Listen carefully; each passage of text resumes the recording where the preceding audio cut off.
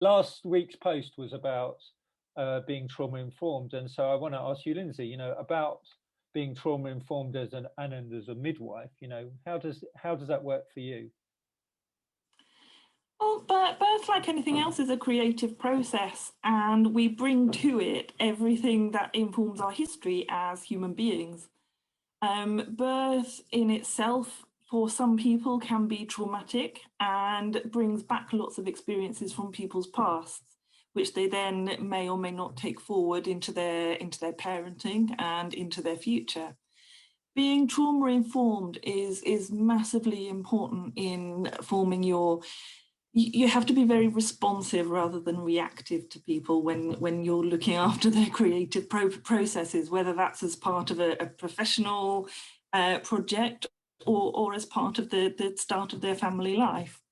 And being aware of people's traumas, or being aware that the possibility that trauma exists, is very important in having a compassionate and positive regard for people. Oh, that's lovely. Yeah, and how does that tie in then to you being an agile practitioner now? And Again, the birth of a product or an idea is very similar to the birth of a child. We all enter a project or in fact parenthood with a very dubious and woolly definition of ready. And indeed, are we ever ready to get started with anything? But sometimes you have no choice and you've just got to crack on. Um, and working with people is very much a nurturing, compassionate process. You have to be aware of all of the baggage and all of the issues that people bring to their work, as much as the baggage and issues that people bring to their family life. And ultimately, a family is a team like any other. and in your midwife practice, like, because you're still being a midwife now that the two things are sort of overlapped. Yeah, really. What have you noticed about your being a midwife now, understanding the language of Agile, and then bringing that to midwifery? What's your insights around that?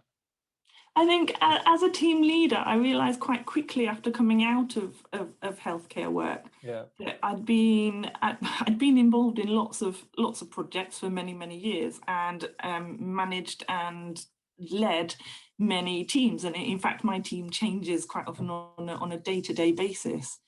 And Agile very much describes the way that sometimes in healthcare we have to create something out of nothing. We have very few resources, very little money, and usually no time.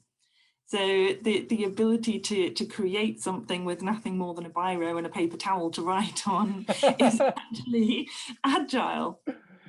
And the way that we respond to people on a day-to-day basis is part of that agile philosophy. It's about taking what you've got and running with it, making something that works and adds value and building on it. Oh, yeah, great. Thank you. So in that sense of agile co-exploration, you're going to ask me some questions as well. So it's your turn to ask me. So as you said, we met on LinkedIn, and we met very much in the context of Agile and the Agile work we were both doing. And knowing that you're an ex-monk, I was really surprised then to see you on the lineup for a conference about birth, trauma-informed decision making around Yeah. around the birth process. So why as an ex-monk and an Agile practitioner do you have a passion for birth? So it's kind of really strange, but in the monastery, I started running these family camps, and that's actually where it all started off, because with your families, children, teenagers, parents, grandparents, I wanted to understand more about the process of that. And so actually, as I started to run them, I started to take supervision. I had a psychotherapy supervisor, and it was them that really influenced me in this direction. And so I started to explore birth firstly through conscious connected breathing, and with actually one of the speakers from the conference, Binnie A. Dansby. I trained with her for 2 years and did her program as part of being a monk. Actually, I used to sneak out. I didn't actually tell people I was doing some monks knew, but most of them didn't. And I was sneaking out. We did it as a 9-month program. So actually we went through the whole birth process. And part of that for me was realizing that although I'd done a lot of meditation practice, I actually didn't know what personal safety meant. Okay. I didn't know what safety meant in my body. And when a baby is born through a mother, you know, that whole process is about making the mother feel safe. Yeah. Both from the midwife, both from the midwife point of view and from a personal one. And it's the personal one that's really important, because then you can make choices, you can take charge. So that's this linking in. And as I just basically, it just drew me in and in and in and in and in. And Elmer, who I'm co-producing the conference with, I met him on the course, and that's how we became really good friends. And I watched his film about the psychology of intimacy, his first film that he made around birth, and met all these speakers, you know, Michel Audant and all these other amazing speakers about birth, and that really influenced the way that I related as a monk and the way that I held the group. Like you said, you know, how important it is to be compassionate and welcoming and create that space. It's not just a theoretical theoretical approach. Actually, I put all of this into practice, working with, you know, the groups, and then that's what brought me to the in my executive coaching and leadership coaching, and now working as an agile coaching supervisor. That's my lens that I look through. Okay. So how would you use what you've learned about birth when coaching adults, and adults who aren't necessarily women? Yes. Who have been through the physical birthing process. Yes.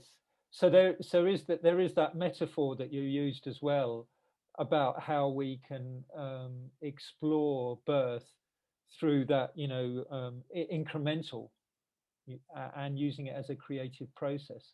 So any idea requires a conception. It requires two people to come together, and then it requires a gestation, a holding period, and then it requires a physical birth. You know, where we're all doing that, you know, in our different processes. And in the coaching process, that is partly what it is. Two people come together to solve something, to be supported in some way. In coaching, it's to do with, you know, supporting somebody grow for some result. And in the supervision process, it's more reflective and collaborative about, you know, moving forward as a practitioner. And then there's more refined ways of using you know, how birth has informed us as a personality. But that very much depends on the client and who they are and where they're at. But the same approach, you know, I can't know what it's like in my body as to know the birthing process, because I don't have a female body, right? But what I can know is the ability to feel safe, the ability to make choices, and the ability to own and look after my own body. Psychological safety is a really important theme in the working world in general at the moment, isn't it? It is. It's massive, and yet we come from it from a very heady position, not from one of embodiment. What does embodied psychological safety feel like? Not what it thinks like. Rather than the I think point of view. I think, I feel. Exactly. And so, you know, like when you're with a team, how can you help the team be psychological safe? Is through one feeling safe. You know, the servant leader, the scrum master, the agile coach, is by knowing that, you know, just like I presume the same for a midwife and the team, and you know, the team that's around it. You know, if you're in the lead, that will embody and serve the group.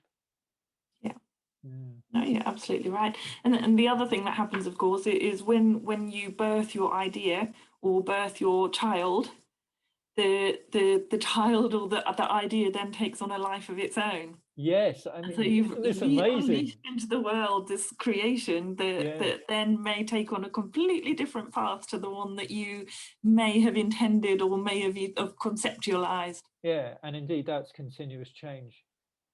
That is the willingness to be with that process, you know. So in some ways, Agile is a very natural approach. It's very organic. Very organic, the way that life is, really. Yeah.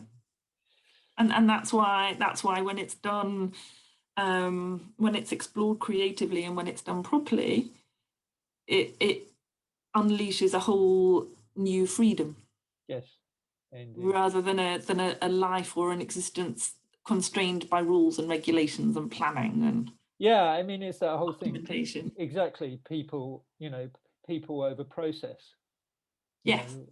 That's it, and that's also the birthing that's also why it's so important about birth as well. It's not a process, not a checklist. I mean, checklists are helpful in knowing to go through, but the actual process itself is much more organic. Yeah, and we're mostly talking about agile in business rather than just agile that's specific to software development. And we feel very strongly, for one, that people aren't bugs, and they don't need fixing. No, they need nurturing. Exactly, and that's the same with the birth process, and putting on this conference in this way is about actually nurturing people. So trying to use, like in social media, the sense of welcome to the conference. It's really great to speak with you, Lynzie, today. It's been brilliant. Thank you. Thank you. Great.